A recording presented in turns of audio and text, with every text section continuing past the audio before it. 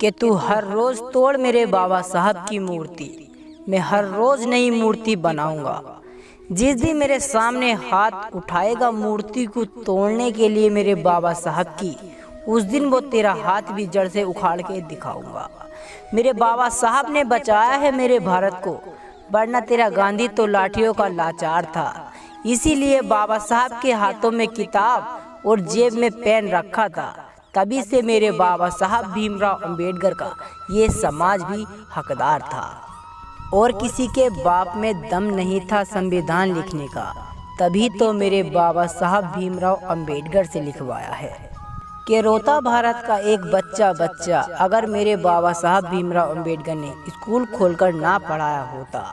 क्या होता मेरे इस भारत देश का अगर मेरे बाबा साहब ने छुआछूत को और जातियों में से भेदभाव को ना मिटाया होता। सूख जाते हर किसी के आंसू रोते रोते, न जाने कितने मर जाते भूखमरी से।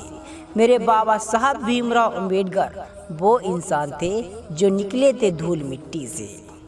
ना पनपने दिया छुआछूत को और जातिवाद को भी जड़ से खत्म किया। क्या होता मेरे भारत देश का अगर बाबा साहब भीमराव अंबेडकर ने ये सब ना किया। हाथों से लिखा इतने बड़े भारत देश का संविधान, तो कितना बड़ा समय लगाया होगा। मेरे बाबा साहब भीमराव अंबेडकर की आंखें भी तो रोई होंगी जब उनके बेटे राज रतन की अचानक मृत्यु हुई होगी। कि मैं रोता हूँ मेरे बाबा साहब की जब तस्वीर मेरे सामने आती है। उनकी खूबसूरत आंखें मुझे बस ये बताती हैं कि मेरे बाबा साहब ने दी है भारत देश को कितनी बड़ी आज़ादी, ये मुझे याद दिलाती है।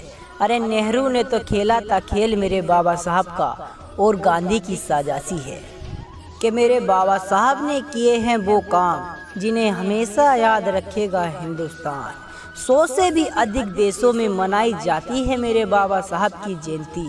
कोई ऐसा नहीं है महान इंसान कि ना हुआ है मेरे बाबा साहब अंबेडकर जैसा, और ना कभी हो पाएगा। यदि बहुजन जाग जाए तो जय भीम के साथ नीला झंडा भी आसमान में लहराया जाएगा। कि मेरे बाबा साहब ने लगाया है तिरंगे में चरखे का चिन्ह, मैं ये कभी नहीं भूल पाऊंगा। दबाने की कोशिश होगी मुझे लाखों लहू की, मगर मैं किसी एक से भी नहीं दब पाऊंगा। कि मैं हूँ बाबा साहब भीमराव अंबेडकर का वंशज, मैं पूरे भारत में ये चिल्लाऊंगा। आखिरी समय में भगवान को याद नहीं करूँगा, मैं बाबा साहब भीमराव अंबेडकर को याद करके मर जाऊँगा। बाबा साहब भीमराव अंबेडकर ना होते तो मेरी माँ मुझे तब भी जन्म देती, लेकिन बाबा साहब भीमराव अंबेडकर की वजह से ये ज़िंदगी मिली है, वरना ये ज़िंदगी तो जानवरों से भी बदतर होती। कि मेरे बाबा साहब जैसा कोई इंसान नहीं, मैं सुबह शाम उनका नाम लेता रहूँगा। अगर बाबा साहब भीमराव अंबेडकर ना होते तो ये देश भी ना होता, मैं ये चीख चिल्लाकर कहता रहूँगा। न जाने कितनी लड़ाइयाँ लड़ी होंगी मेरे बाबा साहब ने, और न जाने कितना बड़ा संघर्ष किया होगा, तब जाकर जातियों में भेदभाव और छुआछूत को जड़ से ख़त्म किया होगा। आज भी होता है दलितों पर अत्याचार भारत में, लेकिन कोई आंखें बंद कर कर निकल जाता है तो कोई कान दबा लेता है। कोई नहीं उठाता आवाज़ छुआछूत के खिलाफ। ये भारत में आज भी ऐसा क्यों हो जाता है?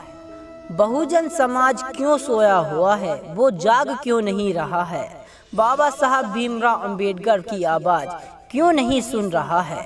अगर दोस्तों आप लोगों तक बाबा साहब की आवाज़ पहुंचती है तो अपने आप को जगाओ और बाबा साहब के रास्ते पर चलो। जय भीम, जय भारत।